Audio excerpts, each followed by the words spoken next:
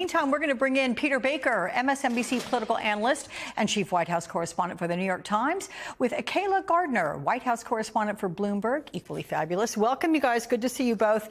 All right, Peter, coming off that Ryan Riley January 6th report and how that all transpired, how it ended, did you ever imagine that we would be here post-election talking about a second president-elect Trump? Do you wonder sometimes, how does this seem possible?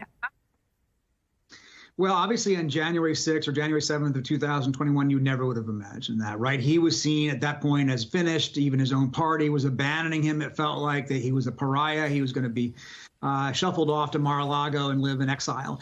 But, you know, we've seen over this last 4 years that that those assumptions were always wrong. And I think what's really striking is that had been this belief, perhaps, that historically he was an aberration.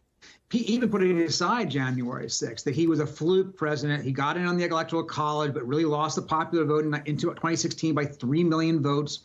That this is sort of an aberration and that he would, in fact, be remembered as an asterisk in history. But that's not the case, clearly. He's clearly not an aberration. He clearly does represent something fundamental about where America is right now. People who don't like him can't understand how people who do like him think about him and vice versa. And we are at this very polarized moment. You're either pro-Trump or anti-Trump. Well, for the moment, at least among those who choose to cast ballots, a majority of those people are for Trump. And I think that they've decided that January 6th wasn't disqualifying. The convictions on 34 felonies, not disqualifying.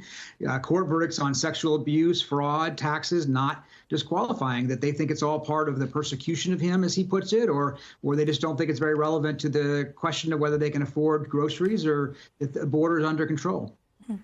I want to ask you both about the now scheduled meeting we're just hearing about, 11 a.m. on Wednesday, that President Biden has invited and President-elect Trump has accepted a meeting there at the White House.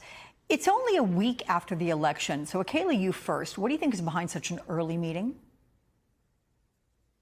I think President Biden and, frankly, Vice President Harris are really trying to signal that they want to have this peaceful transfer of power. This is something that they have talked about, obviously, for months, really casting this election as something that was about the threat for democracy. And so they're trying to show that they are the opposite of what they have painted Trump as for all of this time. But this is really the first time we're seeing Joe Biden and Donald Trump in the same room since the debate. So I'm really going to be watching the dynamics between the two. But this is also going to be a hard pill to swallow. Joe Biden really ran as an anti-Trump candidate in 2020 and again in 2024. And he is going to be face-to-face with somebody who could really be undoing some of his greatest accomplishments. So that is going to be a very interesting dynamic that I'm watching for on Wednesday. Oh, 100%.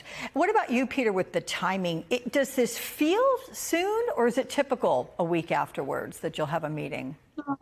It's not particularly unusual. I think Obama had Trump in roughly the same period in 2016. I have to go back and look it up, but I think that it's typical relatively soon after the election because you want to set the tone. You want to set the tone for a transition. You want to be able to say that we believe in this peaceful transfer of power. And by doing so, of course, Biden is kind of having an implicit jab at Trump, who didn't, of course, as we just said earlier segment, invite him to the White House and didn't believe in the transition of power. Clearly, even just recently in the campaign trail, he says, I shouldn't have left the White House in the first place. He should have somehow stayed in power, even though he wasn't elected. So Biden is trying to model, as we were just saying, good behavior, in effect, to say that all the things that they complained, as you rightly said, about Trump were correct, and that they are the ones who were upholding the traditions and standards of the United States. Yeah. Let me ask you, Peter, about what's new today, which is that your colleague at the New York Times, Lulu Garcia-Navarro, published her very powerful interview with Speaker Emerita Nancy Pelosi.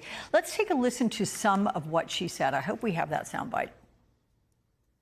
Because the president endorsed Kamala Harris immediately, that really made it almost impossible to have a primary at that time. If it had been much earlier, it would have been different. But we're not here to agonize. We're here, again, to organize on how we go forward. We're going to have fresh, new talent, perhaps Kamala among them, that's up to her, to go forward for the next election. So, Peter, it kind of appears Pelosi is saying Biden is the one who forced the Democrats' hand. Is that your takeaway as well? Yeah, I think so. I think Pelosi has made it very clear that she thinks that Biden has a great deal of responsibility for what's happened here, both by staying in the race originally, deciding to run for re-election at age 80, and then by refusing to drop out right away after that disastrous debate. And then, of course, as she's saying right here, by anointing Kamala Harris without opening it up to a competition. Now, who knows which of those scenarios in a counterfactual world would have produced a different result? We can argue about that, but that's where the Democrats are right now. And it's striking, I think, to hear Nancy Pelosi, who has been a strong ally of President Biden, who helped get him his most important legislative agenda items through Congress, who's central in some ways to his legacy, being so critical of Biden. Yeah. Kayla, same question to you, your interpretation of what Nancy Pelosi is saying there, if you want to read between the tea leaves, and also ask you what you think was behind Joe Biden's very quick endorsement of Vice President Harris. Well, I was not surprised about these comments from Nancy Pelosi because she was one of the lawmakers that took a bit more time to really endorse Harris after Biden quickly endorsed her on that weekend. And so I'm not particularly surprised there. And we've also reported that Nancy Pelosi and Kamala Harris were never that close, despite the fact that these two lawmakers come from California. But there is a school of people who felt as though that Biden should have never run again, and that possibly if there was some sort of quick primary, that maybe a different result could have happened. But at the end of the day, this is the path that they went on as a party. And at the same time, I think that a lot of Democrats would have had a difficulty running in this cycle because there was just such intense pain amongst the electorate about the economy. And Donald Trump became more popular, frankly, than ever because people remembered the economy under his presidency as one where they had more money in their pocket. And that was just going to be a tough political environment for anyone to run in.